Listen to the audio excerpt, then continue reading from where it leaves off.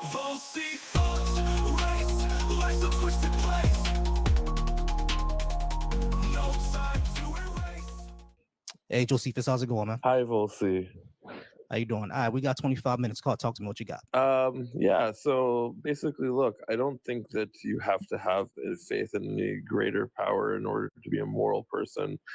Um, but I do think that some atheists are so obsessed with every type of, idea of a divine being so terrible. I think yeah, there's terrible ideas in religion, but there's also terrible ideas that atheists have done too. So, and atheists can also can also become a pseudo religion too. Look at North Korea; they're officially an atheist country, and yet they basically worship their leader. Um, so, yeah, I mean, I don't think that religion, and there's also hypocrisy when religious people are immoral too. That I think is less inherent when an atheist is immoral. Um, so yeah, I mean, I don't have anything necessarily against atheists, but I don't think that atheists should take the view that all religious ideas are inherently toxic, for example. Here's what I would say to that. Well, there's two things. The reason why I think many atheists would say that religion is a toxic idea is because, in our view, it promotes something that is to believe in something that you cannot demonstrate to be true. And then when you do that, you actually that becomes your worldview, and then it enters into the social sphere, into social politics. It forces everyone else to follow this same thing. You see what I'm saying? And it becomes a problem, like how we're seeing in the United States and I how I get would that. see in other societies. You feel I me? get that. But But atheism, yeah, right, let me just say this other thing. Now, when you're talking about like places like North Korea that have a cult of personality, I don't think anybody would deny that. When you talk about someone like Stalin, who oppressed, Orthodox Christians in Soviet Union, I don't think anybody would deny that. You feel what I'm saying? But those people are doing it more in the name of their megalomania than in the name of religion themselves. A good example or name of atheism itself. A good example of people going crazy in the name of secularism itself would be like the cult of reason back in the French Revolution. That would be something where you create entire religion around being an atheist. You know what I'm saying? The cult of reason back during the French Revolution. That would be a good example, but everything else is basically just megalomania for themselves. You feel well, what I'm if you get rid of religion from society, saying? the way the Soviet Union got rid of religion, for example, you're going to either have to fill it because basically atheism is not an ideology; it's an anti-ideology. It's more about what it's against and what it's actually for. You have to. A lot of societies, unfortunately, that embrace atheism, they embrace identitarianism, they embrace communism, forced communization, like we were talking about Stalin. I've listened to atheists like Harris who talk about non-god centered spirituality, for example. It's almost like mere beer, like beer without alcohol, I guess. But I don't think that all spirituality, and I don't even think that having a higher believing in a higher being, I mean, you're saying that it's toxic, but you're not really saying why. What if my beliefs are not ever applied on you? What if they're only personal, for example? Then you're fine. And I mean, I think that's really the idea. The reason why people actually care about what you believe is because beliefs are usually a guide for your actions. You see what I mean? So if a person, for example, what we're seeing in the United States right now, over in Louisiana and Kentucky and Oklahoma, they're forcing us to read the Ten Commandments or learn the Bible in school, then it becomes a problem. If you're doing it for your kids, you know what I mean, and you read the Bible at home and everything like that, that's fine. If you read the Bible in your own community, that's all good and well. But if when you're forcing everyone else to do the same because you think this country is a so-called Christian nation, which is what a lot of the GOP, I hate to make this political, but a lot of the GOP are wanting to right, do, then it becomes a problem. You feel what I'm saying? right, That's absolutely, really the only reason people talk about this is because of the social effects that it has. absolutely. Like I believe in separation of church and state wholeheartedly, but the question is that for many people who are atheists, or if you're advocating that people should become atheists, rather, what do they replace their system of beliefs with? I mean, there's ethical, there's all kinds of ethics centered philosophies that you can look at that are non-god centered, for example.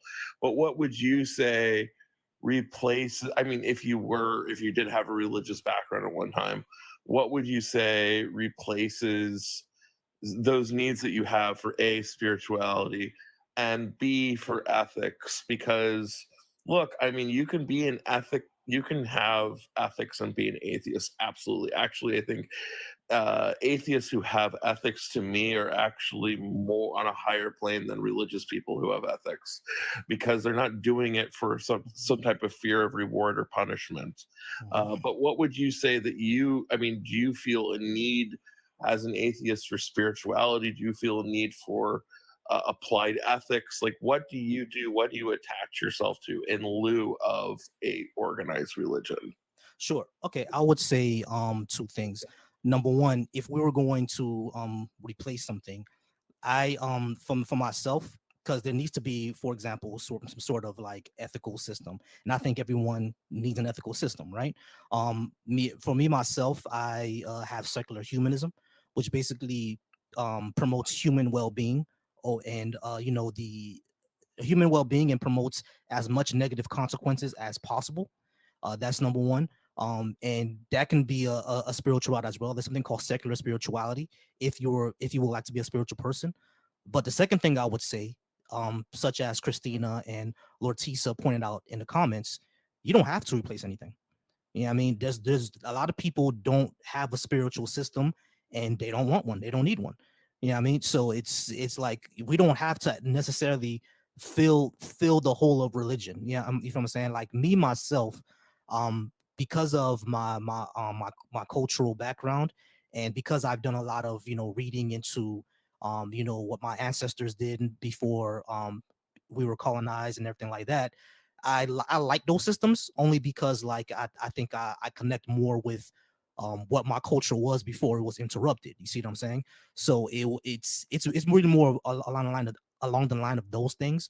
You feel me? Like I do like African spirituality. Like I like listening to African choral music. It puts me in that mood to relax or feel connected with people. That's something I just do personally. But there are folks, just like how I said in the comments, who don't really need that. You know what I'm saying? They just don't want it. And that's fine. As long as they're an ethical person and have a system of morals where they treat people a certain way that's not harmful or doesn't cause any harm, tangentially, then it's fine. I don't think they need to replace anything. Does that make sense?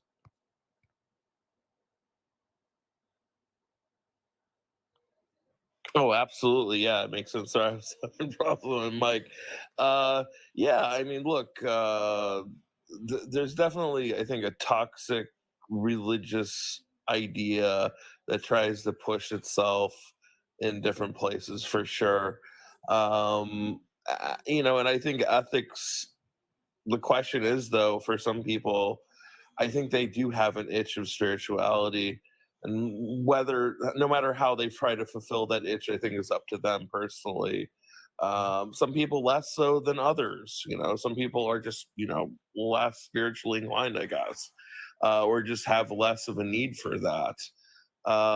But what do you think is, if you're going to look at someone and you're going to say, you know who wanted to become an atheist, but also still wanted to do contemplative meditation, Mhm. would you say, hey, look, that's getting too crunchy, that's getting too close to religion? Or would you say that's okay? That's not out of bounds?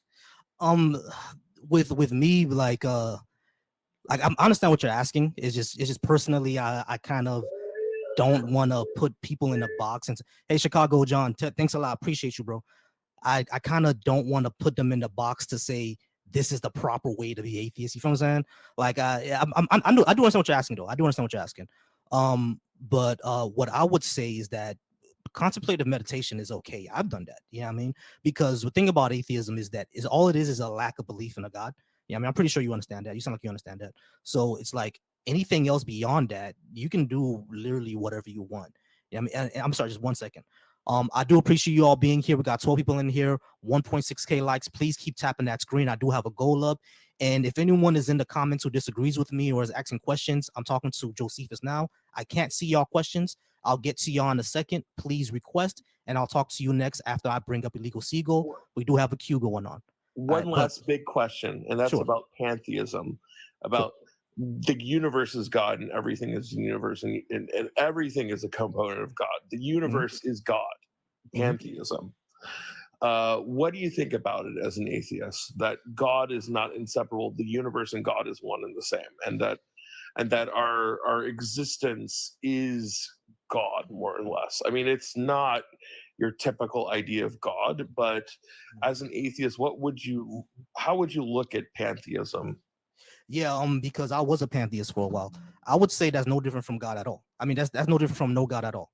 You know what I mean? Because if existence in of itself is God, and we know that our existence can end, you know what I mean? That's basically intangible from saying that there's really no God at all, because we can't, you know, do the things that are usually ascribed to a God. You feel what I'm saying? But if we're just gonna say that, you know, the universe is God, existence is God, God is no different from rocks and trees and myself and you. That has no utility. That's basically Well, saying there's no I God mean, at all. our matter when we pass away goes Mhm. back into the earth. Does it? Does it not? Yeah, it does. Our It matter eats goes the back into earth. the earth. The Yeah. earth eats it. The worms eat it. That's what I'm saying. That's like it's basically, you know, circle of life, Hakuna Matata stuff. It's basically, for me, in my opinion, that's no different from saying that there's no God at all. Which is why I was a pantheist for a while, where I used to say, "Oh, God is just the foundation of reality," but I found out that there's no way I can really demonstrate that. You know, I mean, it's basically saying there's no God at all. Yeah, I mean, if I'm gonna say that God is the quantum foam is basically, you know, quarks popping in and out of existence. What am I actually saying? You know, I mean, I'm just saying that reality is reality. You know, so it has no utility to Well, me. I That's what mean, I would say. that's different than a theological world where God is a man, or God is some man-like thing or woman-like thing that exists separately from our existence, or lives in the heavens, or lives in hell, or wherever, whatever made up place that we come up in our minds, or God is even a reflection of ourselves, a kind of narcissism type of God that I think a lot of people sort of basically they worship a part of themselves, I guess you could say, right? Right, exactly. That's why I like pantheism. I'm not, if there's any pantheists in the crowd, I'm not, no offense, I'm not trying to say, you know, don't be that or it's wrong or anything like that. I just don't really view it as any different from my position. Yeah, you see what I'm saying? So Yeah, it's like it doesn't really have the utility to it. It's basically Spinoza's God, like the same thing that exactly. Like I don't. I think insofar as like we talk with nature and nature speaks with us, I guess you could say God doesn't literally speak to us, but nature speaks to us. And I mean, in a way, to me, I'm sorry, Josephus. Give me uh-huh. 1 second. I'm sorry, Joseph. Give me 1 second. I'm gonna let you finish off. Okay. Owen, I do see your guest request. Owen, I'm gonna bring you up right after I talk to Illegal Seagull. Okay, because we're in a queue. You're up next. Just tell me if you gotta go, and if you gotta go, I could see you later. That's fine. All right, my bad, I'll Josephus. Go go. ahead and finish. I'll drop. But thank you, Volsi. Is that how you pronounce your name? That's how you Volsi. pronounce it. Yes, sir. Volsi. Oh, great. Okay, so yeah, I'm not trying to convert anyone to pantheism. I don't think there's a lot of us, anyways. So No, it's a good anyway, conversation. I appreciate you, man. yeah. Take care. Be well. All the best to you. Bye bye. You as well, man. All right, y'all. Keep tapping that screen. Keep liking it. Keep tapping that screen. Keep liking it. Owen had to drop out. Owen had to drop out. All right, Illegal Seagull, I'm gonna bring you up in a second. Yeah, I do have a goal up. We have 15 hand hearts. I did get one. Appreciate you, Chicago John, for sending that. Keep tapping that screen, y'all. Let's get more people in here and let's get more conversations. I do appreciate y'all. All right, Seagull, I'm bringing you up. Lord Lortisa, I do appreciate you, man. I do appreciate you, my love. You are amazing. You are wonderful. I got a big atheist family here. Seagull, what's going on, brother or sister? Hi there, how are you doing? Ah, it's brother. There you go. How's it going, Seagull? Yeah. It's going all right. How are you? I'm all right, man. All right, so let's go ahead and put 20 minutes on the clock. What you got for me? Sure thing. So I take the most issue with faith isn't a reasonable pathway to truth. Do you Mhm. have any faith in your life at all? Like, just do you place faith in things having to be the case most of the time? No, I can't think for anything much that I would have actual faith in. I would say Okay. I have a high degree of confidence, but I don't think that's the same thing as faith. Okay. So let me provide an example. When you Mhm. go to a doctor, do you have faith in the doctor that he is not going to do medical malpractice on you, or is that a form of confidence that you think that he's not going to do that? How do That's you more think of a about form of confidence because I know now I could be wrong, but I do know like what the evidence holds is that someone who practices medicine had to go to school for it, and if they it? did commit malpractice, they're likely not going to have their license anymore. Now, could I be wrong that this guy is just a faker and he actually did lose his license, but the cops just hasn't caught him yet? Yeah, sure. I could be wrong on that, but I have more confidence of that not being the case because that's not something that usually happens. You see what I mean? Okay.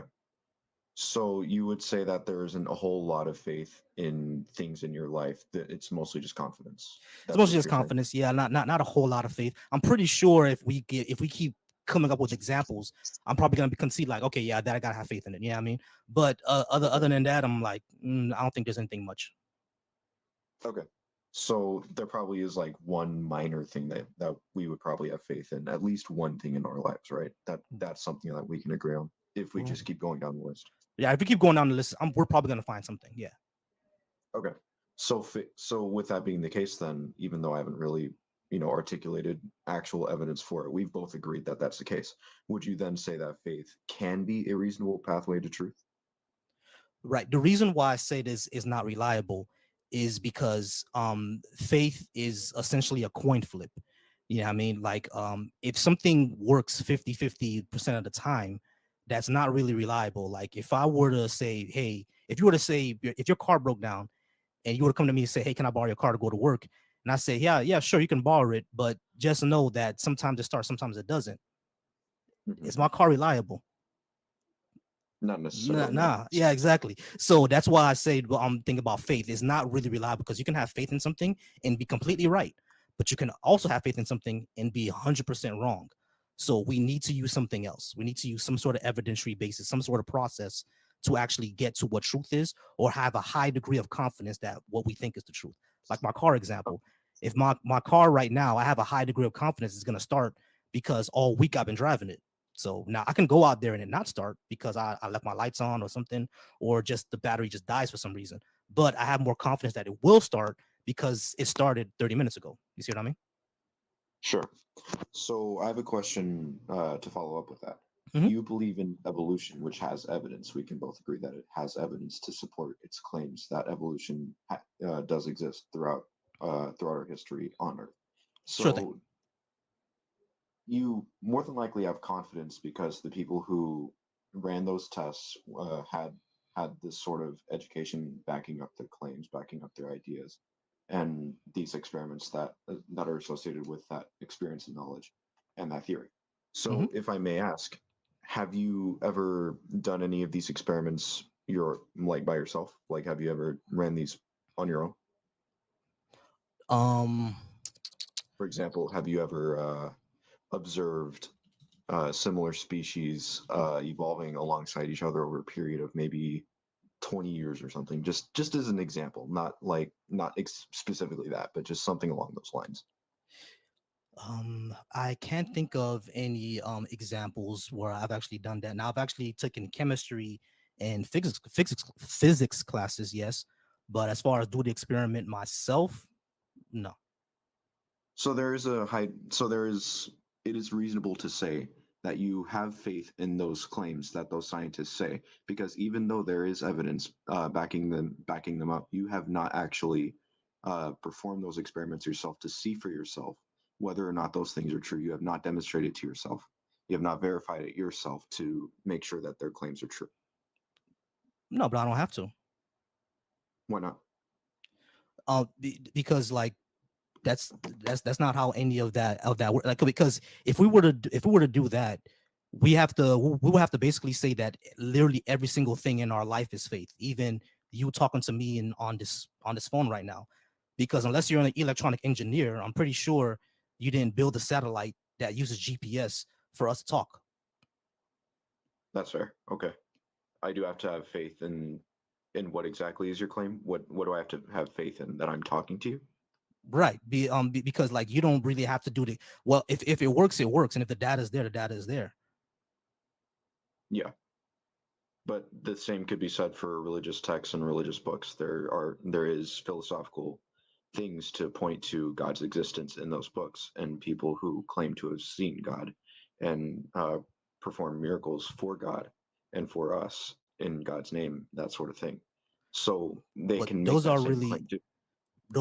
no claims. They can't really demonstrate that they've actually done any miracles or God did any miracles. They did in their time. They just recorded it in the holy books. In the Bible, for example, Moses turning his staff into a snake, that was recorded in the Bible. He performed that in front of the Egyptians and whoever else was an onlooker, Aaron, that kind of thing. But Mhm. we can't see that now, of course, because that's contingent on God's will to have us see that right now. But Right, it but was recorded for us. I got you, but it was also recorded in a book that Muhammad split the moon in half. Yeah, I don't necessarily believe in that book, though. I Mhm. mean, Right, but you see the problem, right? Like it was also yeah, I see. written in the Iliad that Aphrodite, she intervened in the battle of Troy. So it's you see what I Mhm. mean? We're kind of all in the same position. We can't really. I appreciate you, Lord Tisa. I do appreciate you. We can't really, take their word for it, because like I do get where you're coming from, but if we're gonna be doing that, we're gonna have to take the word of the ancient Greeks, of Zeus in them. We're gonna take the claims of Hinduism, of Vishnu and Krishna. We're gonna take the Mhm. claim of Shintoism with Orochimaru and Tsunade. We're going to take the claims of my ancestors and say that Shango, Urzuli, and Ogun and Oshun, from came down and made humans out of clay. You know what I'm saying? We're going to take all the claims because they were just written down and people said it a long time ago. You see what I mean? Okay, so what you're saying is it's either, like you said earlier, the pantheism or atheism, as you are right now, right? No, it's Because you false have to take dichotomy. all of them. Huh? I think that's a false dichotomy. It's the way I see it, right? Let's say let's say like let's say both of us are wrong, right? And it's Right. some other God that exists. At the end of the Mhm. day, the reason why we don't accept it or believe in it is because of evidentiary basis. What is actually there for us to um assume, or like would say like it's a higher degree that this is true than it is not true. We really don't have much there. Like I do understand that the Bible is one of the most important texts in history. Like I'm not going to deny that it really is one of the most important texts in history because of its literary basis, because of Christianity being the largest religion on the planet. I do understand that the Quran is one of the most important books in literary history because it's an actual person who wrote it. Well, Muhammad didn't write it. I think Muhammad was literate, Right. Yeah. but it's people who He actually flipped it. wrote it. You know what I'm saying? So, and I get that these religions, billions of people believe them, so it's important. You feel me? But are the claims that they make actually true? And in 2,000 years from now, what will it actually look like? Because 2,000 years ago, people were saying that the Christians were crazy and it's Zeus that exists, and now we're saying that all these other people were crazy. It's Jesus and Muhammad that exists. 2,000 years from now, what are they gonna? They may say Harry Potter or even Michael Jackson was the true God. You see what I'm saying? So that's how really history works. You feel me? I think the historical record backing up the claims of the Bible would more than likely speak for themselves in 2,000 years from the future, because it claims from eyewitness testimony that the events of the Bible did happen. For example, just a moment, sorry. Yeah, no problem. What's good, y'all? What's good, y'all? We got 5K likes in here, 19 people in here. I do appreciate you all. The guy, like I said before, if you want to go ahead and discuss with me, go ahead and request and come on up. I think you said you text in silence. I have no idea what that means, bro. Like, if you're not gonna actually discuss with me, then kind of go away. I don't want to chat to the comments. I actually want to have people to come up here, just like illegal is here. That's how Seagull is here, and he's gonna talk to me. You know what I mean? Seagull, you back? Yeah, I'm here. I'm sorry about that. Someone was talking to me in my background. No problem. All right, y'all. We got 23 people in here, 5.3K likes. Keep tapping that screen. I do appreciate y'all. Let's hit that goal. We're only three away from the goal. I appreciate y'all. All right, but yeah, Seagull. What I would say about the Bible is that I don't deny that some of the events happened, or some of the places were even there. Like, for example, we know that King David was likely a real person. We know that the kingdoms of Israel and Judah were likely real, or they were real, because we can find them. They're in archaeology. You know what I'm saying? Yeah, it's extra biblical. We hit that goal. We appreciate y'all. We hit that goal. Hey, Christina, you the GOAT. Christina is the GOAT. W Christina in the chat, y'all. Christina's the GOAT. We hit that goal. But there are these actual places. Sodom and Gomorrah, we know actually existed. You know what I'm saying? Now, Yes. are the stories that happened around them, that's what's in dispute. You know what I mean? Like, was Sodom and Gomorrah actually destroyed by angels? What did Jonah actually get swallowed by a whale? You know what I mean? Did Jonah even exist? You know what I'm saying? So it's like, these are the things that we need to ask ourselves about the Bible. I don't doubt that there's historicity there, but the stories around it, was that true? That's more my contention. You feel me? Yeah, with the Jesus claims, I think most, if not everything, is true. I mean, of course, humans wrote it because it's eyewitness testimony. But I believe that the majority of the claims in there are true because of the eyewitnesses, not just the ones that are in the Bible, but you see the 500 witnesses that saw the cave empty for the resurrection and stuff like that. Or it's been a while since I've read it, but These something along those these 500 witnesses, can you name one of them? like honestly, like I said, it's been a while, but No, I feel you. No, the reason question. I got you. The reason why I say that is because the only type of reference we have for the 500 witnesses is within the Bible itself. There's no other reference for this 500 witnesses. It's just a claim that comes from the Bible. If you look into like any type of historical or archaeological data, we can't find any other claim for where this exists except for the Bible. That creates a problem, because it's very, very possible that the person who said this completely made that up. Okay. Do you think it's also made up that I'm asking this honestly, I'm not asking this as like a sort of dishonest question, but do you think that the apostles and their names who were included in these, or at least their students at least, were the ones who had written these manuscripts that were all compiled into the Bible? Or do you think it was all just a plot by Paul and was just compiled by the Catholic Church later on? No, I don't think it was a plot by Paul. I don't think it was a plot by Paul. Someone wrote Matthew, Mark, Luke, and John. It just wasn't actually Matthew, Mark, Luke, and John. We don't really know who wrote it. You know what I'm saying? It was just autographed, or it was just said that way by the church later. You know what I'm saying? Because we don't have any of the original manuscripts from those people. We just have the copies. Okay. All right, I see. I do have things to do. I'm going to research a lot of what we talked about, like with the confidence versus faith thing, and with these things that I've really forgotten about over time. And I appreciate the conversation. Hey, not a problem, Seagull. I appreciate you, man. No problem. Have a good day. You too, bro. That was pretty good guess, y'all. Chill. I mean, I said chill. WC Goal in the chat, y'all. WC Goal in the chat. That was a good conversation. All right, y'all. I do appreciate you all being here. If there's anyone that would like to come up, go ahead and please come up and discuss with me. The guy, like I said, I don't like chatting to the I don't like talking to the chat. So please come up and discuss with me if you would like to. Freak, I'll invite you up to see if you can let's go ahead and talk. Hello. All right, Freak, what's going on, bro? Oh, nothing much. Let's go ahead and talk for 20. What you got? You say you disagree, but you're agnostic? Yep. Okay, sure. Why do you disagree? So from the arguments that I've heard from Christian people or people from Abrahamic faith is that you have to take the assumption that God is good first and foremost. Isn't that a question begging fallacy? Say that again. Isn't that question begging? No, it's what you would call an axiom. You have to define something as a moral set in order to get an objectivist view. You have to do what now? You have to define something first to get an objectivist view. So Okay, so they're just outright defining God as good with no justification whatsoever. yeah, exactly. All right, yeah, that's question begging. No, we all do this whenever we make up morals. At a certain point, you have to take an irrational leap Mhm. of trusting something in order to make a moral set.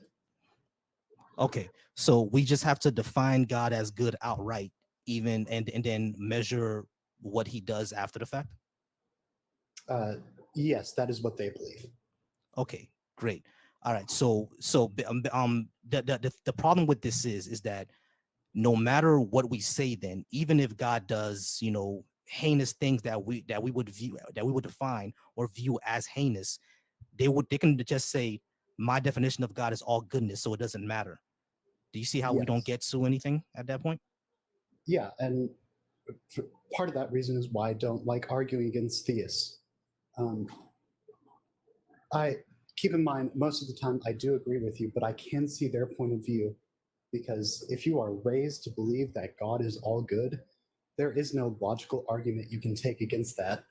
You just kind of lose, or you don't engage in any argument at all. I mean, yeah, I could see your viewpoint on that. Is just that that's the reason why, like, I just when you first said you just have to define God as good from the beginning. That's why I said I can't just accept that, because it's at that point, if I can I just define God as all bad from the beginning? Like we can do the same exact thing. Does that make sense? Yeah, absolutely. The problem is that very few religions define God as bad. Mhm. And I don't know how you would argue with people that say God is all good from the beginning in general. I'm sorry, I was reading something. My bad. That's why I don't like reading the comments. My bad, bro. I was reading something. But yeah, I do agree with you. You know what I mean? I do agree with you.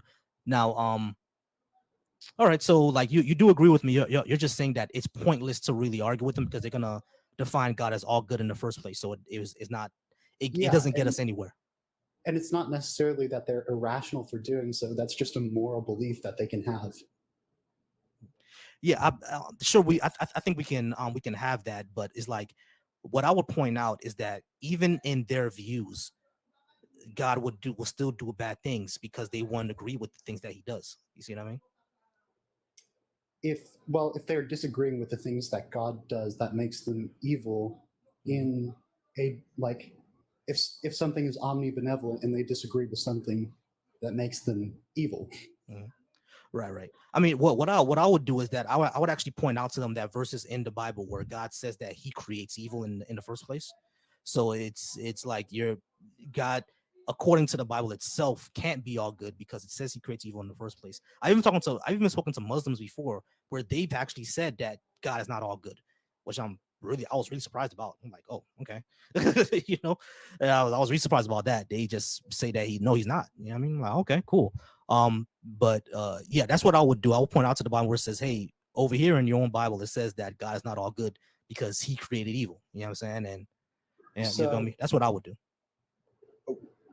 One of the arguments that I get back more commonly at a higher level is that God inherently does not have the rules of logic apply to him because all of the descriptors that we use to describe him are illogical in nature, like omnipotent, omniscient, omnibenevolent. All of these things are impossible. Right. So therefore, it would be logically impossible to argue against him because he's not a logical being. Yeah, I've heard that. I've heard that as well. And to me, I'm not gonna lie. To me, they at that point you just conceded. You know what I'm saying? That's what I would say. You just conceded. But you're a philosophy student, so you probably know more than me about this. at that point, it seems to me that they've conceded. But what would you say? It depends on like the premise that we're going for. Mhm. In general, yeah, we do like to use a general scientific method Mhm. because what you're getting at that point is subjectivism. Like you cannot measure anything at that point. Mhm. So most debates we like to use the scientific method or just general debate tactics. Mhm. But if you're arguing something metaphysical or metaethical, like what determines, like, for example, are we living in the Matrix? You know, shit like Mhm. that. That's impossible to falsify. Right. It becomes so impossible to argue with anybody. And I think a lot of theists, just in general, don't get to that point of logical construction. Gotcha.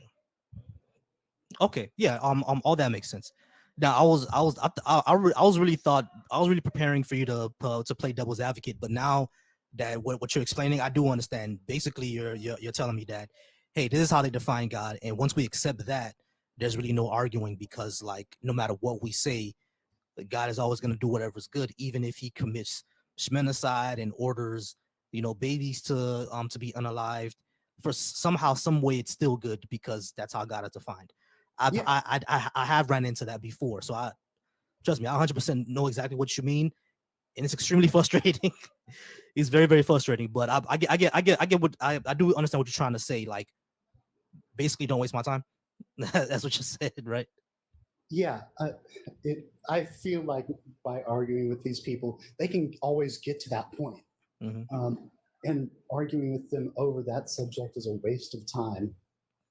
Gotcha. No, okay, I do feel you on that. I really do feel you on that. Um, hmm. Have you ever ran into presuppositionalism? I want to get your opinion on that.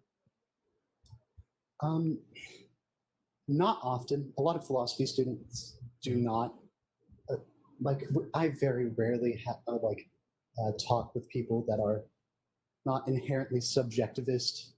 Mhm. Um, Maybe the closest thing you'll get is people subscribing to determinism. Mhm. But most philosophy students are atheists. I'm at that Yeah. level of like academics where God is not like the first and foremost subject. It's mainly a lot of math. Yeah, I've seen that. I took one philosophy class and I was like, why are we doing math? You know what I mean? So Yeah. I've seen that. Yeah, that is true. Let me ask another question. I don't want to waste all your time, but talking to a philosophy person, it's is always interesting. Um, I wanted to ask because I have a friend of mine who says that like the reason why a lot of people don't really understand philosophy or that is a waste of time is because it's not really introduced to us the way that mathematics is. You see how mathematics is introduced to us at a young age to teach us how to critically think. Do you think Yes. if philosophy was introduced to us younger, like when we're like probably like in the fifth grade, we would understand it more and people would be more critical thinkers? What do you think about that? You know, philosophy is. I don't think it necessarily creates critical thinkers, Mhm. but I would say a lot of people have a misunderstanding of philosophy. Mm. It's not necessarily logical. It's asking why over and over.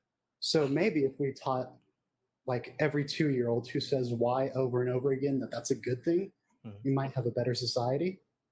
Because I love why questions. I do. Yeah, Um, yeah, I do. Now I feel you on that. Oh, and one last question before I let you go, bro.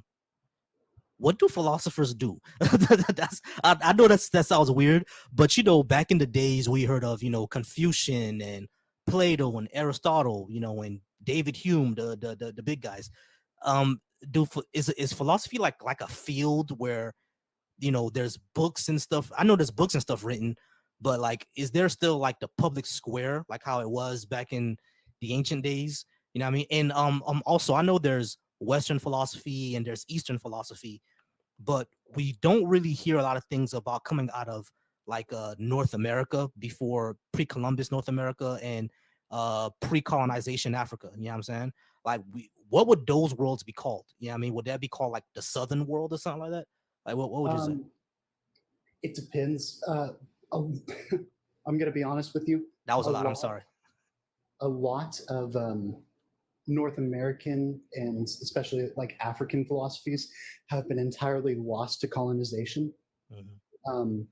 And not only that, they were very rarely taken seriously um, in like the 1800s because of racism. Right. Um, it is unknown like how much we have lost, and it's very unfortunate. Yeah, As got for you. what do philosophers do, Mhm. a lot of them are ethical philosophers, and they sit on the ethics boards of like um, medical companies or any companies. Um, I didn't know so that. yeah, I thought it was like more like books and professors and doing public debates like Sam Harris and stuff. I didn't know that.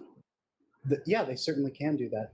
A lot of them become professors, and you know, it. I'm going to be honest. There's not a lot of good career choices with it. Mhm. No, I hope you. I mean, with the advent of social media, it's been blowing up now. You know what I mean? With the advent of Yeah. social media. So I do hope you do get a a good career out of it. Write something. You know what I mean? People still read the books. You know what I mean? People still like the on YouTube. You know what I mean? People still like to watch philosophy videos. So definitely, and you can do the whole big public. I've never knew how much people actually like these public debates. People like public debates. They love them. You know what I mean? So you can still do plenty of that. So the avenues are still open for you, bro. Don't give up. You feel me? No, I'm not. I chose the hard way. I think I'm fine with it. Gotcha, man. Hey, but Freak, I do appreciate you being up here, man. You taught me a lot. Yeah. No,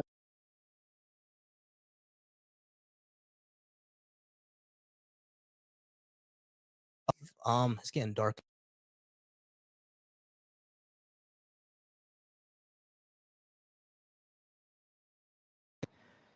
There we go. That looks better. All right, y'all. Go ahead and keep liking the live, keep sharing it. We got 11 people in here, 6.5K likes. Go ahead and if you just joining and if you're just seeing this, go ahead and tap on that guest box, and we could go ahead and talk about this. I see a lot of people joining, but I don't see a lot of requests. Y'all go ahead and request up, and let's go ahead and have a discussion, y'all. And I do appreciate y'all being here.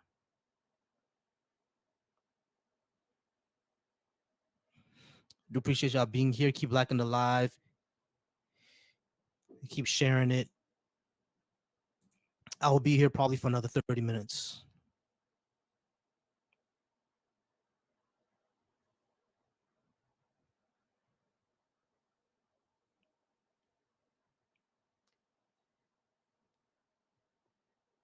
Hey, Guy, let me ask you a question. Why don't you want to come up if you actually want to discuss this? Because you've been here almost since the beginning of the live, and you've only stayed in the comments.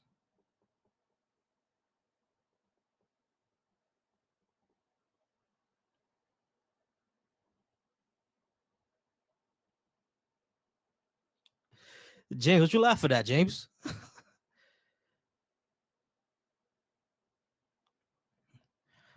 All right, y'all. I'm bringing up another guest, y'all. Finally, we got another one.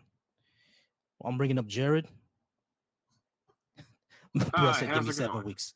Hey, how's it going, Jared? How you doing? Yeah, you say you have better morals than Yahweh. What do you mean? I have better morals than Yahweh because he caused these things to happen here, and I would not cause those things because I disagree with them. He ordered, he caused this, he condoned this, and he caused this.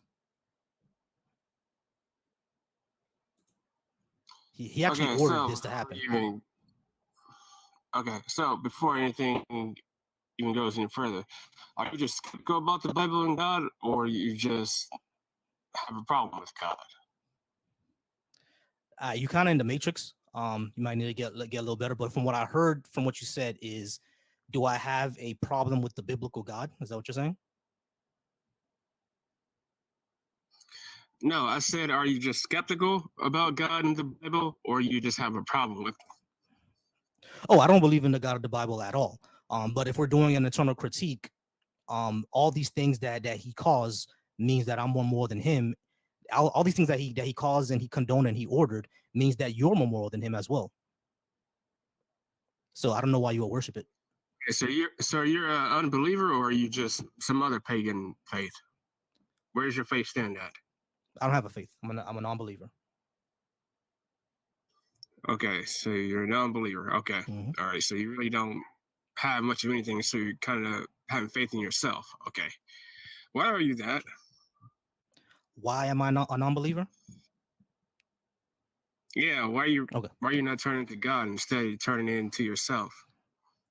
The reason why I'm sorry, that was a little funny question. But the reason that I'm a non-believer is because I have no evidence that this is true. Evidently, a lot of it is not true, and it has no utility from me in my life. I don't need to believe it. It's completely unnecessary to believe. So you think just because you don't have any evidence or anything else like that, that disproves God? It doesn't disprove it, but What it kind of gives me. sense does that make? Listen to what I'm saying. It doesn't 100% disprove it, but it means that I don't need to believe it, or I have no reason to believe it. Okay, so at the core of it all, you're saying you don't believe in God and that you want to do whatever it is that you want to do. You determine that which is right or wrong, good or evil, Mhm. and you're the higher standard of morality in your own life, correct? And you're God of your own life. Yeah. So are you? Okay, so that's called pride. All right, so I see what you're dealing with. Okay, so you think that God is wrong. Why is that? Give me an example of something that you kind of had trouble with. You're kind of in the matrix. I need you to ask that one more time. Yeah, I said, okay, that is called pride and what you're dealing with. And, if you have such a problem with them and some stuff that happened in the Bible, what's one thing you kind of disagree with that you don't quite understand? What's going on? Give me something. Sure. Slavery. What about it? Is slavery immoral? Depends on what you mean by slavery. Are you talking about oppressive slavery or like indentured servitude? In my opinion, both of them are immoral. But let's go with the oppressive slavery. Yeah, that happened. That Yes. happened in the Old Testament. That was very common back then. And The surrounding nations were doing it. And Yes. surrounding nations were doing it, and Israel was doing it too. But Right. God worked with it for what they were doing. No. But No. from what I gathered, Right. From go ahead. right. Go But the problem is that God actually condoned it and made rules around it instead of simply telling them not to do it.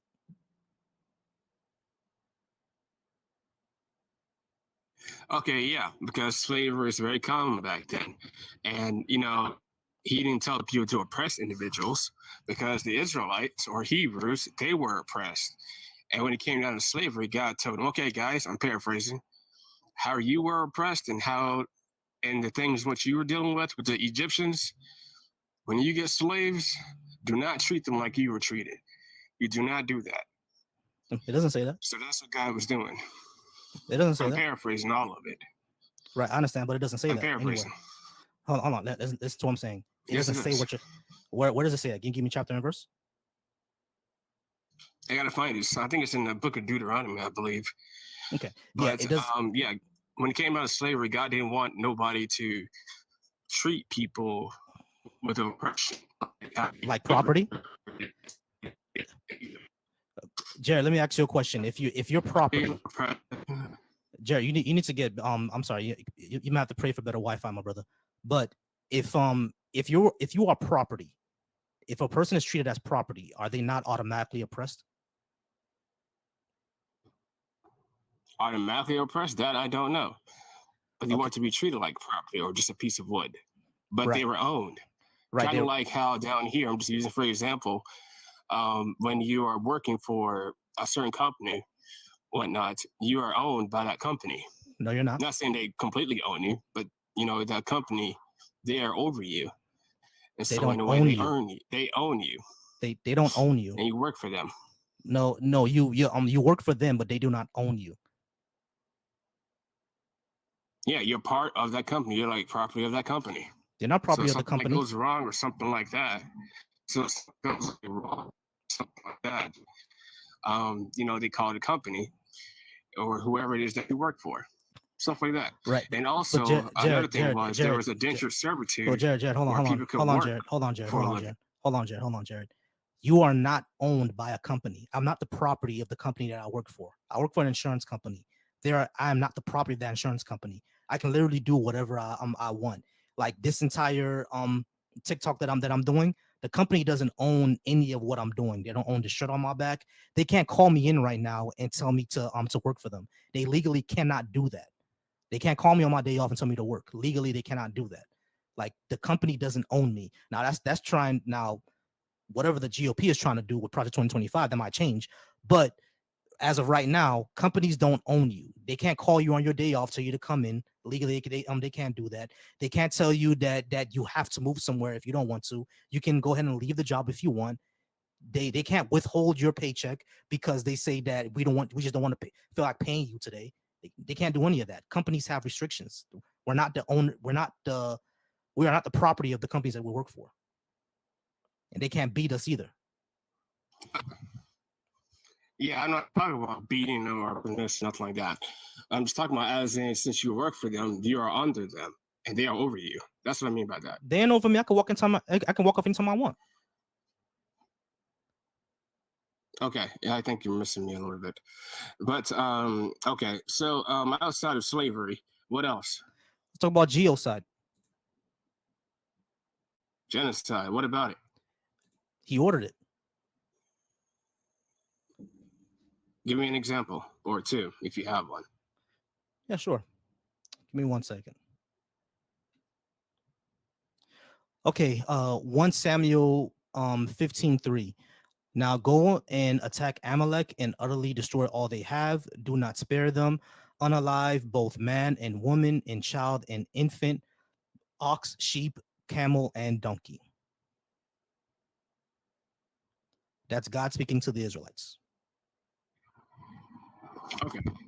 Yeah, just dealing with the Amalekites. They're one of the surrounding nations that the Israelites had to deal with. And God was giving them time to repent from their sin. He gave them over 400 years, and they didn't turn from their evil, wicked ways. As you know, God does not like evil. So, since they didn't turn from the wicked ways, judgment fell upon them. So God sent Saul what evil wicked and ways? his troops Hold on, to Jared. go against them. Hold on, take Jared. them out. Jared, what evil wicked ways? Just not believing in his God is an evil wicked way. I mean, that's bad all by itself, but there was more things those people were doing. Like what? I have to look into more research and what they were doing. Well, besides worshiping false gods, that's for sure. Let's see what else they were doing with the Amalekites from what I remember. Okay, let me ask you a question. They were also doing child sacrificing, like the Canaanites. All right, let me who were worshiping Moloch at a time period. Hold on, stuff Jared. like that. Jared. Here's the thing that I want to say. There's several things. Number one, you said that they were worshiping a quote unquote false god. Okay, great. So they were not worshiping the God of Israel. Not worshiping the God of Israel is not evil in of itself, because if that's the case, we're not in India right now taking people out because they're Hindu. We're not doing that. So why would this be an excuse to do that? Say that again. I heard you, but I didn't catch the last part. Say that one more time. I asked you for one of the evil things that they were doing, and you mentioned that they were worshiping a quote unquote false god. They weren't worshiping the God of Israel. The people of India also don't worship the God of Israel. Can we go bomb them right now? Oh no, I'm not saying that you should go over there and bond them. No, but Yeah, exactly. for worshiping a false god outside of God Himself, that's considered idolatry. But Right, besides so- that, they're doing other things that got God's attention and called for judgment upon themselves. So Like- God like- saw it was wicked. Right. Like what you and, said. You said he sacrificing called children, right? judgment. You said sacrificing children, right? Canaanites did that. Yeah, Right, you said- Canaanites did that. Right. So the Israelites are sacrificing children as well. I'm not talking about Israel. But Right. if What I'm if saying such is things that God did not approve of it. hold on. What I'm saying. Oh yeah, he did. What I'm saying is that you're saying that these people, quote unquote, were sacrificing children. Number one, there is no historical data that shows that. But number two, the only claim that they were doing that is in the Bible. No historical data that they were doing that. But the second thing that I would say is that if we actually go into historical data and actually look this up, we know that the ancient kingdom of Israel were sacrificing children as well, and it's even in the Bible that they were sacrificing children. Yeah, and you think God approved of that, or he was for it, or do you think he was against it? He ordered it. Where? Okay, let's read. Give me 1 second.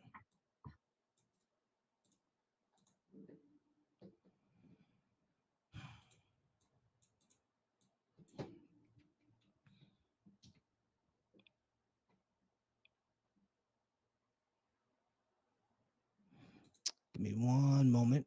Go ahead and bring it up.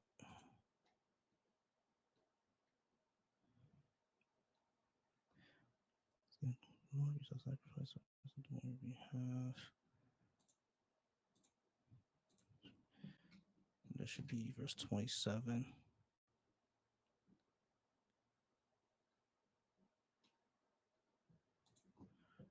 Verse 26.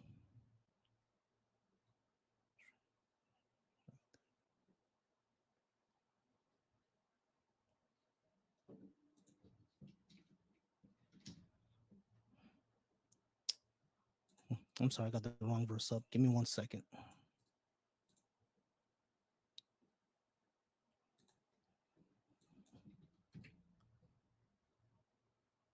There it is. Okay, let's go to Exodus 13. Yeah, let's go to Exodus 13, 11 to 12. Okay, after the Lord brings you into the land of the Canaanites and gives it to you, as he promised on oath to you and your ancestors, you are to give over the Lord the first offspring of every womb. All the firstborn males of your livestock belong to the Lord. Okay, you said Exodus 13, 12. Do I got it correct? Exodus 13, 11 to 12. After the Lord brings you into the land of Canaanites and gives it to you, as he promised on an oath to you and your ancestors, you are to give over to the Lord the first offspring of every womb. Every womb. Eden, I do see you in the guest box. I'm gonna bring you up next after I finish talking to Jared. All right, here it says, when the Lord brings you into the land of Canaanites, as he has sworn to you and your fathers, gives it to you, you are to present to the Lord every firstborn male of the womb. All firstborn offspring of the livestock you own that are males will be the Lord's. You must redeem every firstborn of the donkey with the flock animal, but if you redeem it, break its neck, however, you must redeem every firstborn among your sons. Yeah, he's saying you are to give the firstborns to God. He never said you got to kill them.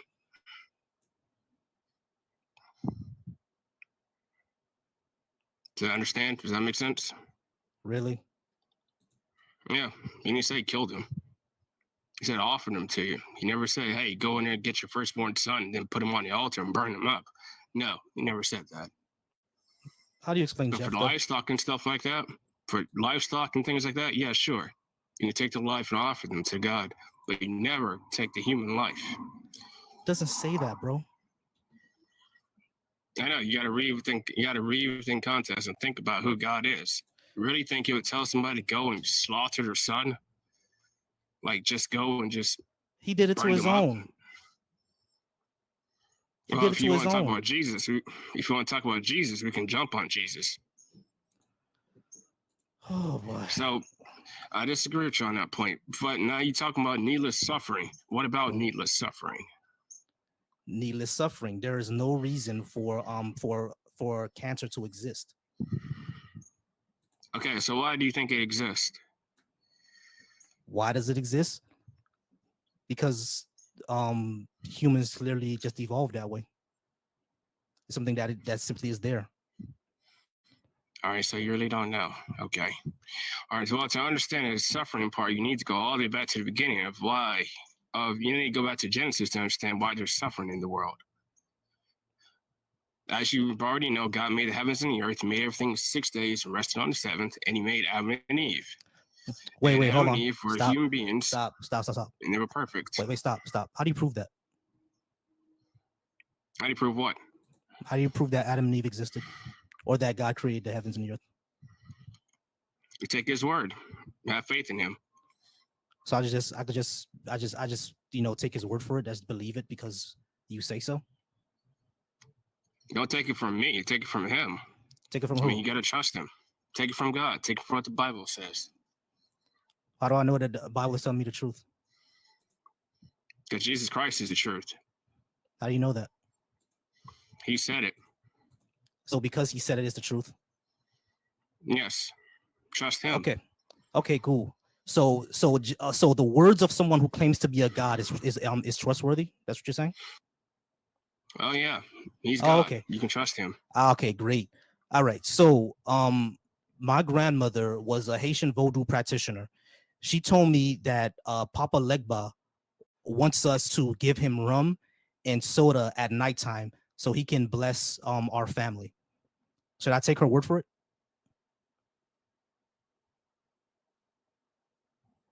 Did you? No. I'm asking you, should I take her word for it? Because you just said someone just claiming something is true. Oh yeah, Christ. Examine his life. Examine what it says in the Bible. Examine what he said and did. All right, And but if you want to choose him, choose him. If you Jared, don't want to, my you don't have question, to. Jared, my question is, my grandmother used to give offerings to Papa Legba. Okay. Okay, Yeah. so should I take her word for it that Papa Legba is gonna bless my family? Oh no, be skeptical about it. Think about it. If someone were to say something like that to me, I'm like, okay, what are you talking about? What do you mean? Let me see if Exactly. this guy's just telling the truth or not. Right. So that's what I So said with Jesus Christ. So there's plenty of Check people him in out. Haiti. Hold on, there's plenty of people in Haiti that give offerings to Papa Legba, and they, ascribe to Papa Legba existing and blessing their families. So Is are you Papa gonna Legba God? are you gonna convert to Haitian voodoo? Why would I want to go in that direction? You want to go in that direction because Papa Legba and Urzuli and Ogun and Shango, they'll give you the power to do whatever you will need in your life, and the ancestors will bless you. I don't depend on my ancestors to bless me. I depend on God, not other people or your Okay. ancestors. Plus, you don't speak to the dead. Okay, but you see, in my culture, we do speak to the dead, and the ancestors do bless us. So why shouldn't I follow that and only follow you? How do you know it's your ancestors blessing you, not something else? How do you know that it's Jesus blessing you and not something else? I can ask you the same question. Because Jesus Christ is the way, the truth, and the life. And if he was lying, he wouldn't be God.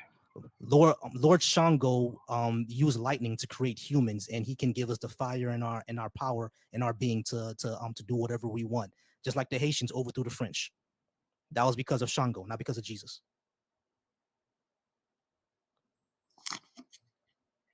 Okay, so you're talking about what, a false god here? Sounds like it. I'm not talking about a false god. When the Haitian Revolution happened, you know about the Haitian Revolution, right? No, you can run by it, and then we're going back to the Bible. Go Okay, ahead. so you know about the country of Haiti. The country of Haiti exists, right? Yeah, I'm listening. I'm just on mute. I'm listening to you. Okay, great. So, Haiti had a revolution, just like the United States had a revolution. Haiti had a revolution against the French. And when they had a revolution against the French, it was the first successful slavery vote. And Haiti became the first free Black republic. And it caused a shockwave throughout the entire European world to the point where slavery ended throughout the entire world because of Haiti. Haiti was the first country to abolish slavery, and every other country followed afterward. When the revolution happened, they didn't pray to Jesus. They prayed to Ogun, Urzuli, and Shango. They prayed to those three gods. They didn't pray to the Father, the Son, and the Holy Spirit. They prayed to Urzuli, the goddess, Oshun, the Ogun, the god of metalworking, and Shango, the god of the sky. That's who they prayed to. And then 10 years later, they won their independence. Okay. Yes, I hear you. Yeah, that's really good in terms of history and everything else. But in terms of who they are praying to, yeah, that's a false god. Okay, why is it a false god? Because what those gods promised them happened. No, I'm not talking about their promises. I'm just talking about who they are. Because just like there's only one God in this world, there's also false gods as well. And the Lord God calls them false, the idols and demons. Oh, and okay, so Satan in the those sky. So that's what he calls them out. Right. Okay. So we live in a polytheist universe then. And that means your God's not the only God that exists. There's also other gods. So why should I follow them? Because they'll lead you to hell. Why would they And they lead me won't to? do anything for you. But why would they lead me to hell? My ancestors tell me that hell doesn't exist. They're just in a place waiting for us to talk to them. Yeah, somebody lied. All right. Well, for simple fact of the matter, I'm just making it short and simple. But for the sake of the matter that everybody's a sinner and everybody will be held accountable to Lord God. And since we have broken God's laws, by default, all of humanity deserves to go to hell. Okay. But my question is, why should I follow that? How come I can't follow what my culture and my ancestors said? Because they cannot save you, nor can they get rid of your sin or pay for your sins. And they cannot get you into heaven, and your works cannot get you into heaven. What sin? What heaven? My ancestors didn't tell me about any sins or any heaven. Why is that one true and my ancestors are false? Why is yours true? Jesus Christ, who came, lived, died, rose from the dead. I don't know But about if you really Jesus. want to understand a lot of this stuff, you got to go back to the beginning of everything. Got to go to Genesis. But let's jump back to the Bible. But all that happened within the Bible. All that happened in Levant. My ancestors are from Western Africa, so why should I care about that?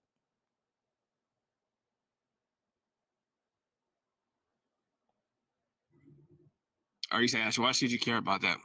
Yeah, why should I care about that? Because all Genesis and Jesus and all that good stuff, that's all good and well, but all that happened in the Levant, thousands of miles away. In Western Africa, they had a whole different tradition. So why is my tradition false, but that tradition is true, even though it happened thousands of miles away? Oh, well, it's simple fact because Christ said that he is the way, the truth, and the life, and no one comes to the Father except through him. And he himself is the only way to get to God. So, and I don't know too much about Africa in terms of, all the religions and stuff, but I know that, the Bible was also spread down to Africa, which is a good thing. But I'm saying why is it a you good can thing? check out Christ and you can trust him. Why is it a so good more thing? People can get saved. Yeah.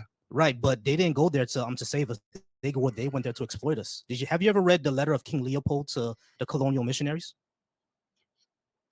No, I've never heard of it. I heard of King Leopold, but never that. Okay, so this is what King Leopold wrote. He said, "Reverence, fathers, dear compatriots, the task that is given to fulfill is very delicate and requires much tact. You will certainly go to evangelize, but your evangelization must inspire all Belgium interest. Your principal objective in your mission in the Congo is to never teach the N-words with the hard R to know God. This they know already." I'm going to say that again. This is what King Leopold is saying. Your principal objective in our mission in the Congo is never to teach the N-words to know God. This they know already. So spreading Christianity to Africa was not to save us. It was to exploit us. The colonial powers knew already that we were already moral. You see, it even says here, they speak and submit to Mungu, one Nzimbi, one Nukamba. What else? I don't know. They know not to unalive, to sleep with someone else's wife, to lie, and to insult is bad. Have courage to admit it. You are not going to teach them what they know already. Once again, have courage to admit it. You are not going to teach them what they know already. Your essential role is to facilitate the task of administrators and industries, which means you will go to interpret the gospel in a way that it will be best to protect your interests in that part of the world. So according to colonists themselves, according to European colonialism themselves, they didn't go to Africa to spread the word in order for us to get saved. They went there to exploit us. All right, my brother, Jared, it was nice talking to you, but we are up, and I got to bring someone else up. Eden, you are going to be next because you were next on the roster. Then I'll bring up Morpheus, and then the person with the ballerina profile picture, Dash. I'll bring you up next after Eden. I'm sorry, not after Eden, after Morpheus. I'm getting lost. Eden, what's going on, bro? Or sis? Hey, how's it going? I have a question. The podium thing, whenever I request, does it show chronologically who requested when? It usually doesn't, but I try to keep up with it just to see who's next. That's how I knew you were next. Okay. I'm not too. I was trying to remember something that you said talking with the other guy, but I got caught up in the comments. But I suppose we can start off with needless suffering because I think I like talking about that topic.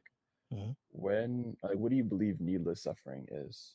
Needless suffering is things that happen on this planet that Mhm. don't need to happen and serve no purpose at all, like being born with cancer. Okay. Can I give you perspective as to what let's say, a benefit of being born with cancer is? Really? Sure. A perspective is people born with cancer continues happening so that there could be some sort of cure development, similar to the flu. Before we had flu vaccines, people were catching the flu, people were passing away from the flu, and that had to continuously happen so that scientists could continue their research to develop a vaccine. Cancer is going to continue happening the same way until science does whatever it is that they do, if they haven't done it already, or if they want to exploit it, or whatever it may be due to their human emotions. Nonetheless, that's why things like this continuously happen, so that growth can happen. So you don't need to be born with it. It can happen anyway. What difference does it make? The difference that it makes is that babies are innocent. They don't need to suffer like that. That's that's an emotional string argument. I don't really care for emotional strings. It's not an emotional. It's not an emotional string argument. Why do babies need to suffer? That's the emotional aspect right there. Why do babies need to suffer? Why do children need to suffer? You don't talk about adults or teenagers. You only talk about babies and children because when you hear babies and children, you think, oh, they're so sweet. That's emotional strings. That doesn't So? faze me. Okay, great. So why do adults need to suffer?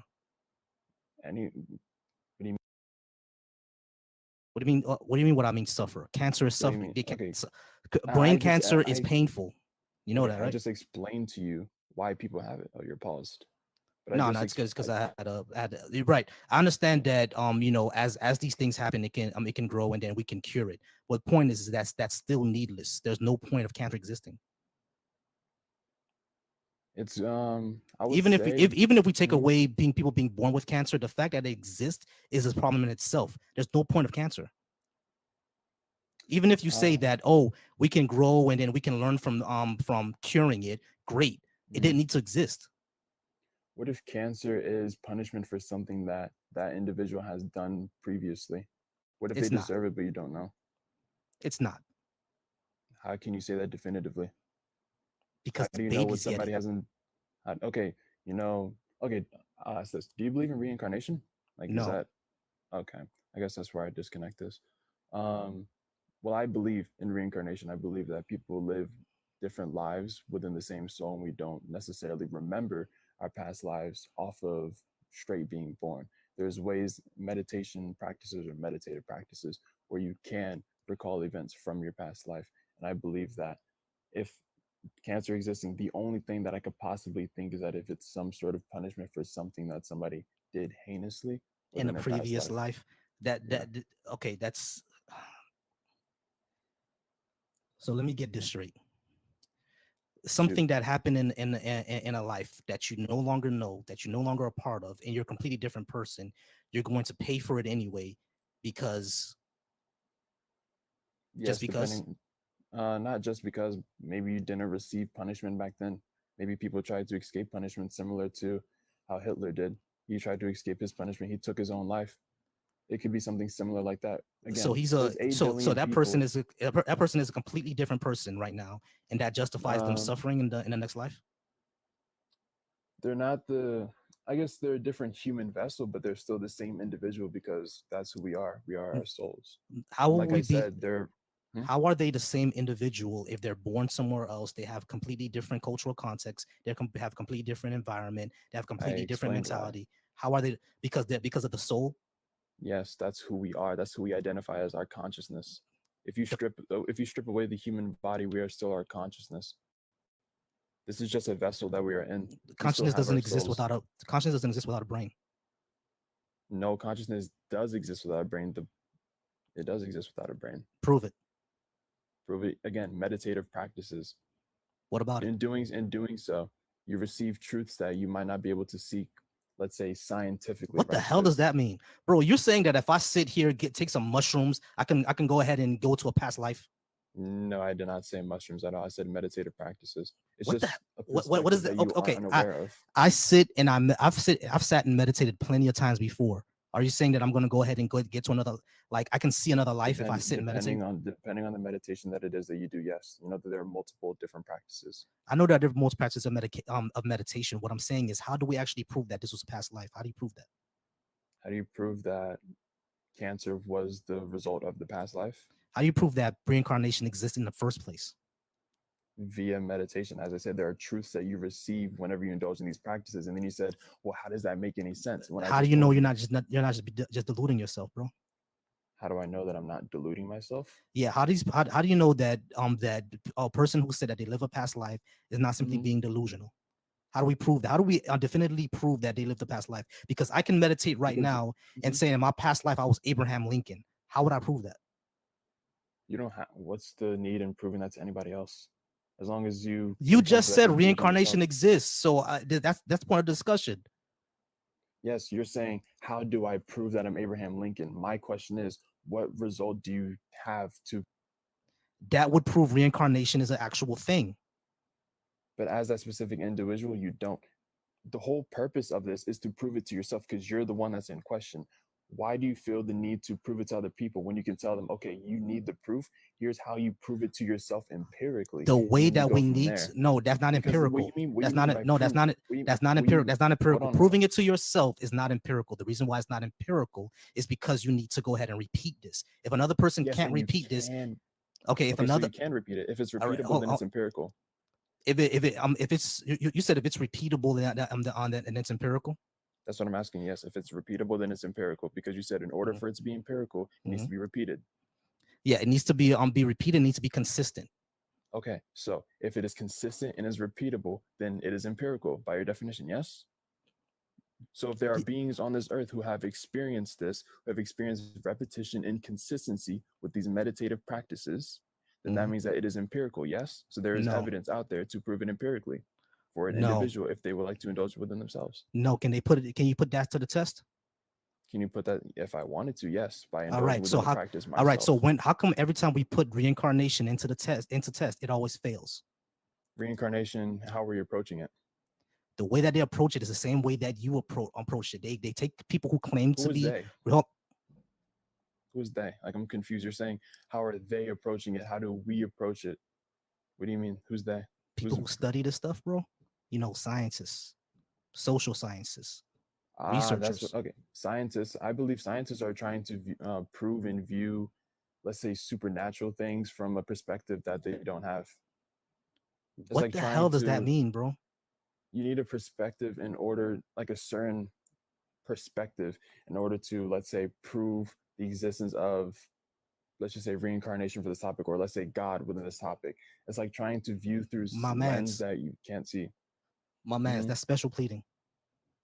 How is that special pleading? You're saying that you're saying that science is never going to be able to actually test. I never said this. Never. Don't straw man me. I just said that they're viewing it from the wrong angle.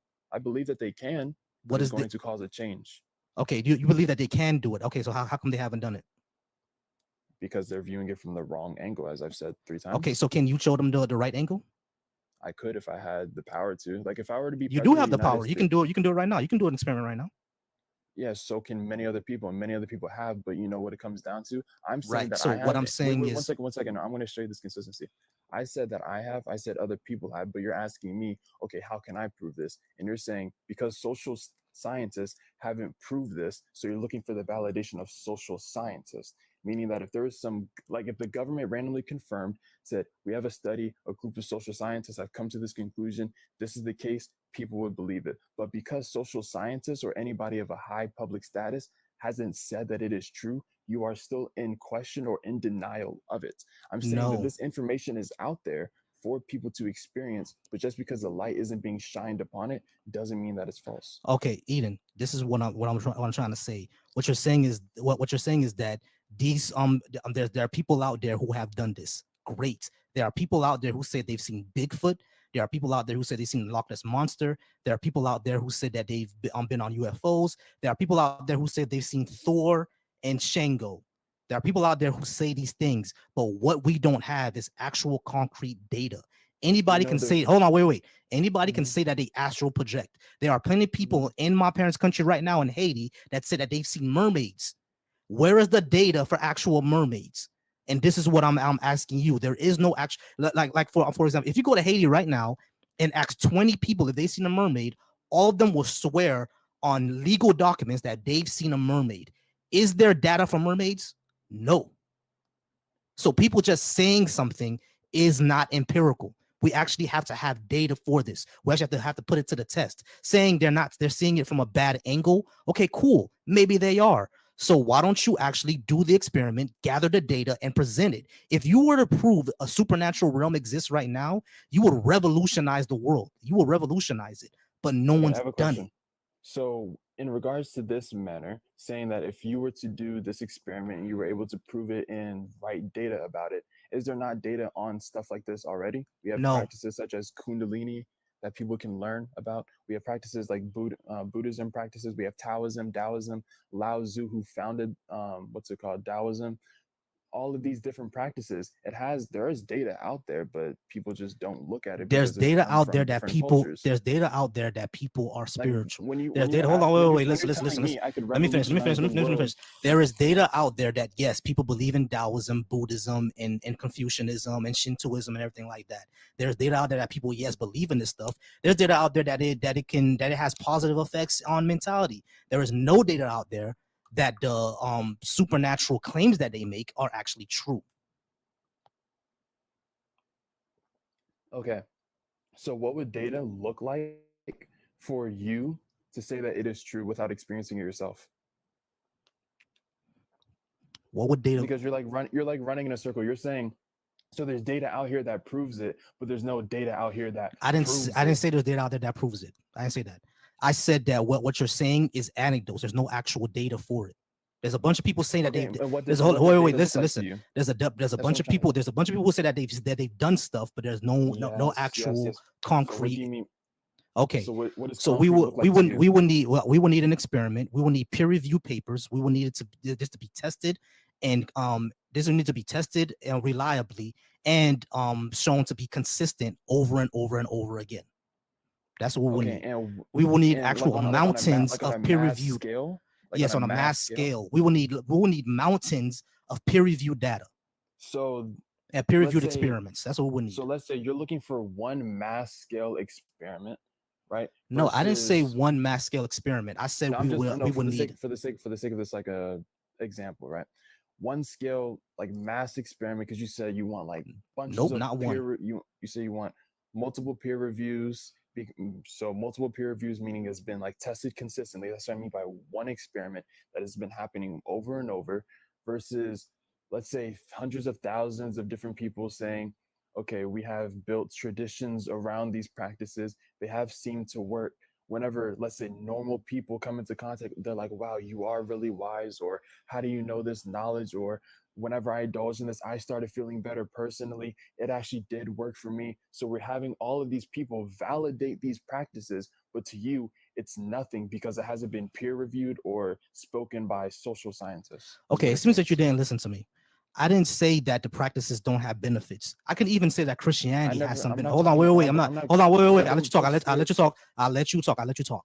Okay. I didn't say that the practices don't have benefits and thousands of people have done it and there are wise people who come from these things. I said the supernatural claims that they make do not have any data. Yes, there is a lot of the wisdom in Taoism. There is a lot of wisdom in Buddhism. There is a lot of people who practice these things and feel better. The meditative practices that Tibetan monks do in their Buddhist temples are great. They're wonderful. They give you knowledge and they have you read and they're inspiring and they could make you a better person mentally and they can help cure your depression and your anxiety because you're on a community and you have and you read things and your mind is at a better place and you're at peace.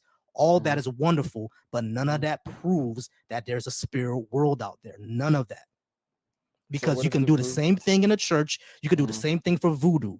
My grandmother, as I said, was a voodoo practitioner. There are plenty of people in Haitian voodoo who have the same effects. But does Shango actually exist? That's the question. Okay. What if the only way to prove the existence of, as you said, the spirit realm is to indulge in the practice for yourself? What if that's the only way to prove it? Then there's no way to prove it.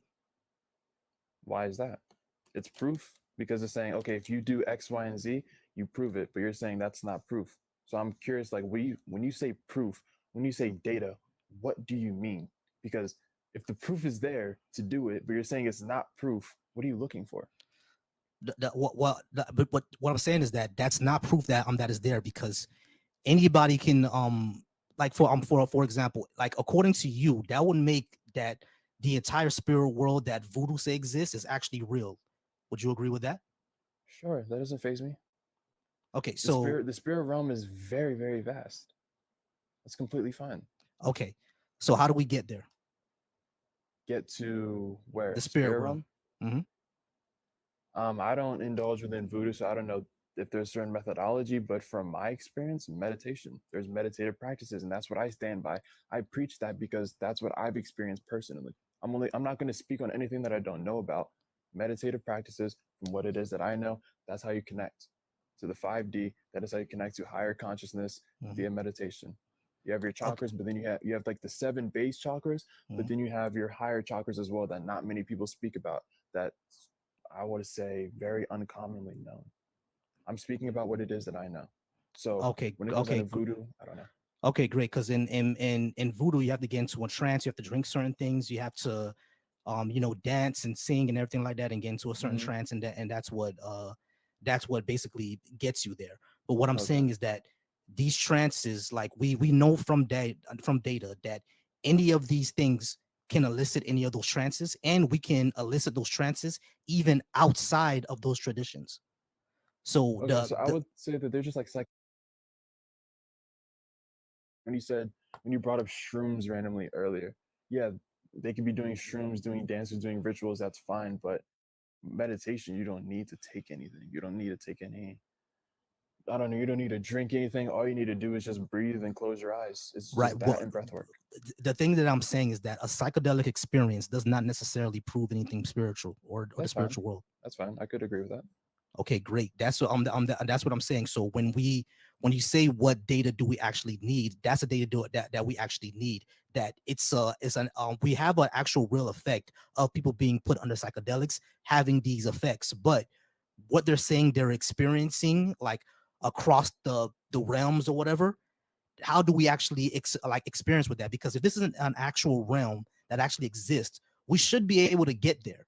But you're saying that we have to meditate or in this tradition do psychedelics or anything like that. That's not really data how we know that the spiritual will exist, because at the end of the day, a lot of people could be deluded. I know what you mean. I would say personally, from my truth, from what it is that I've known, the spirit world exists, but we can't access it obviously because we're physically alive. Like if we were to access it in any way, it would be after death. I don't believe that's the problem, my guy. That's what I'm saying. Well, that's the problem, I guess, to prove that I see what you mean by exist. We have a connection to it, and that connection can be known via meditation. I think that's the best connection that we can make, especially while channeling through energy. The more you indulge in it, because I'm only 3 years into this roughly, and there's people out here that I'm learning from that have been in this for 20, 30 years. So I take their word for validation because they've been doing these practices, and when you show up consistently doing these practices, that's how you receive these truths. So I'm going to take their advice on it as well as mine from what it is that I've seen. But as far as I know, there's no way to like avatar, astral project into the spirit realm. But there are ways I believe you can astral project to what we know of physically. So like within this known universe, there are certain places that you can astral project to, but crossing realms and all that, I can't speak too much on that. I'll say that. So I'm you not know.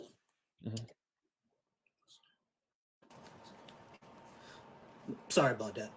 You're good. Your mic changed, by the way. Yeah, I know, because my battery was dying, so I had to change my mic up. Give me a second. Okay. Can you still hear me though? Yeah.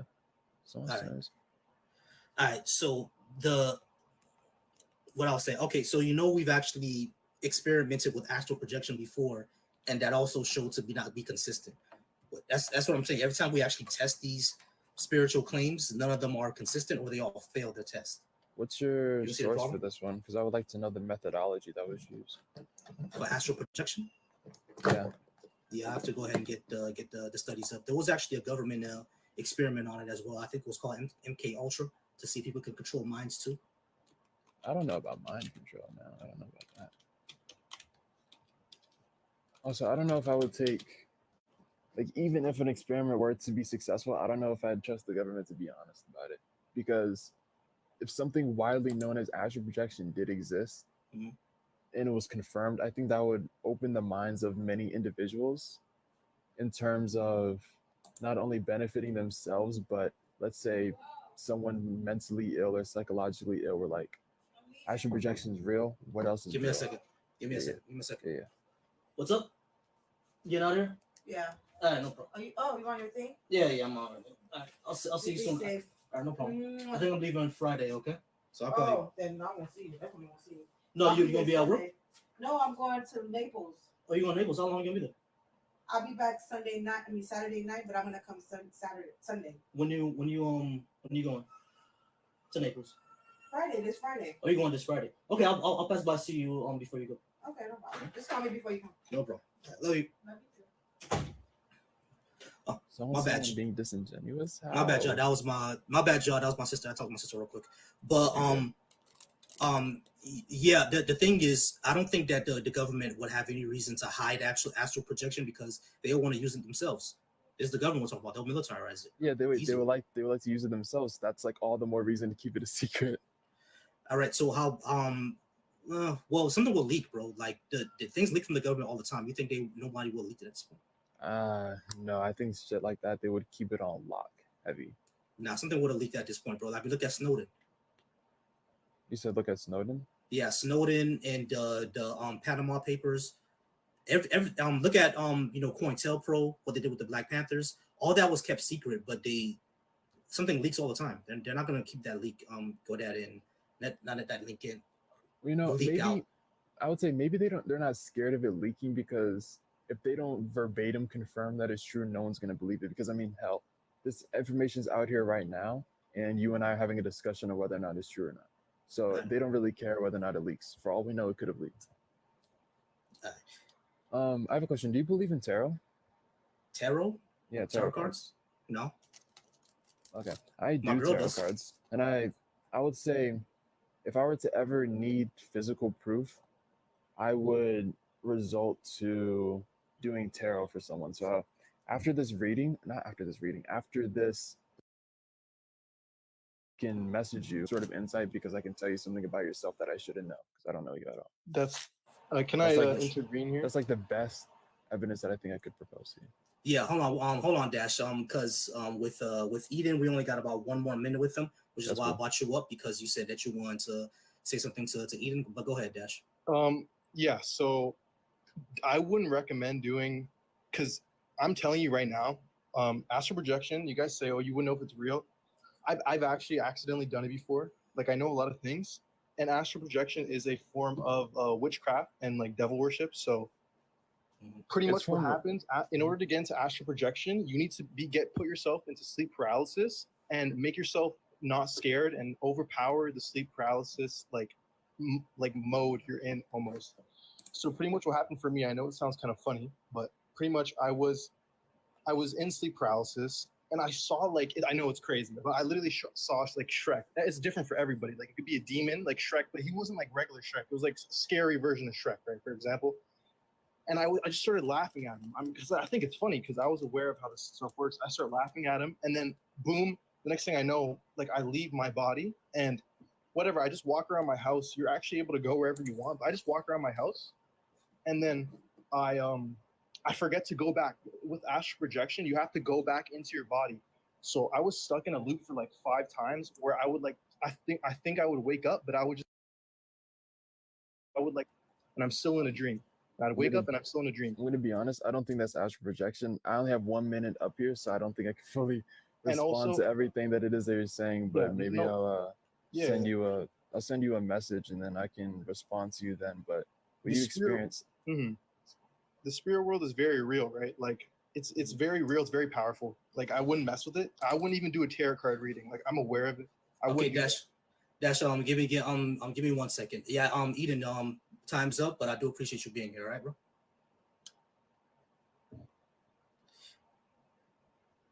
All right, y'all. WE in the chat.